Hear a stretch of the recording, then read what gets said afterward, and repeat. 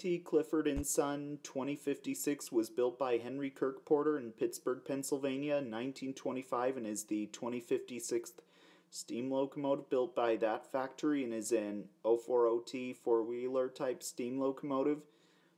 P.T. Clifford Son 2056 was used originally for the P.T. Clifford Son Company in Valparaiso, Indiana, and was used as a shunter locomotive.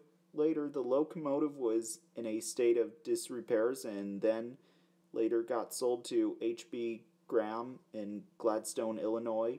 Then the locomotive was sold to Midwest Old Thrashers Association and sat on the north end of McMillan Park in Mount Pleasant, Iowa, and was displayed there in the 50s and 60s, and people even climbed around it.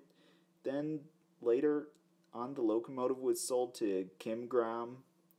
The locomotive then also found itself in Solon, Iowa, and was being primed, and then in 2013 it was bought by the West Liberty Heritage Foundation, and then in 2014 it got moved to the park and painted with the saddle saying on this side saying on it Heritage Park Short Line, and also when it sat in McMillan Park in Mount Pleasant, Iowa, the sides on the saddle saying Midwest Old Thrashers Short Line Railroad.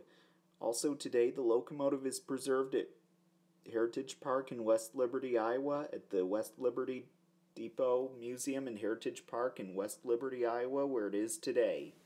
Also, you can even visit the engine's cabin, even sit where the engineer and fireman used to sit, and even ring the locomotive's bell.